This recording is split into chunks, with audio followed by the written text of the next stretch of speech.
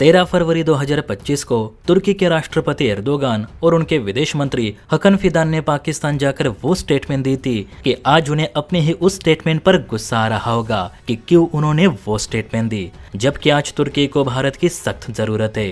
तो हुआ ये था कि 13 फरवरी 2025 को एर्दोगान ने पाकिस्तान जाकर इस्लामाबाद में ये कहा था कि कश्मीर सिर्फ और सिर्फ पाकिस्तान का है और तुर्की इसे पाकिस्तान में विलीन करके रहेगा, फिर चाहे इसके लिए हमें भारत के खिलाफ एक्शन ही क्यों ना लेनी पड़े, हम पीछे नहीं हटेंगे। एर्दोगान ने यह भी कहा था कि तुर्की पाकिस्तान को अपने छोटे भाई की तरह देखता है और भारत हमारे छोटे भाई से उसकी जमीन छीने इसे हम कैसे बर्दाश्त कर सकते।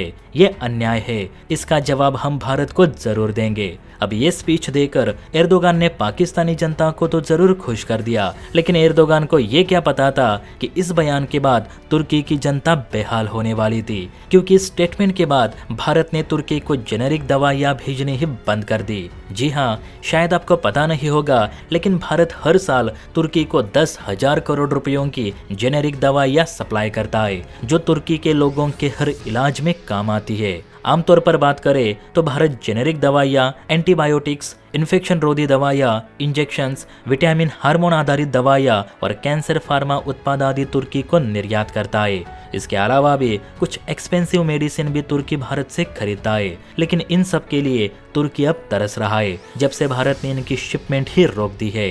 कहते हैं बीते 6 महीनों से जेनेरिक दवाइयाँ लेकर कोई भी भारतीय प्लेन तुर्की के लिए नहीं उड़ा है, जिस वजह से तुर्की के अस्पतालों में मेडिसिन की कमी देखी जा रही है। फिलहाल के लिए तो तुर्की यूरोप से दवाइयाँ खरीद रहा है, लेकिन वो उसे भारतीय दवाइयों से काफी महंगे दरों में मिल रही है, जिस वजह से तुर्की अब ये चाहता है कि भारत अपनी दवाइयाँ तुर्की के लिए फिर से भेजे, जबकि भारत सरकार इस पर तुर्की को कोई भी रिप्लाई या रिस्पांस नहीं दे रही। और आप ही बताइए कि हम रिस्पांस दे भी क्यों? ये तुर्की वो देश है जिसके साथ मित्रता रखना मतलब सांप को बगल में लेके सोने जैसा है। ये कभी भारत हित में नहीं सोचेगा। आज इसे जरूरत पड़ी है तो ये भारत के आगे मिमिया रहा है, लेकिन कल जब इसका काम पूरा हो जाएगा तो यही एर्दोगान फिर से भारत विरोधी भाषण देने के लिए पाकिस्तान जरूर जाएंगे, इसमें कोई शक नहीं। तो आप बताना, क्या हमें तुर्की को अपनी जेनेरिक दवाइयाँ देनी चाहिए या फिर नहीं? कमेंट करके अपनी राय जरूर दे। और हाँ,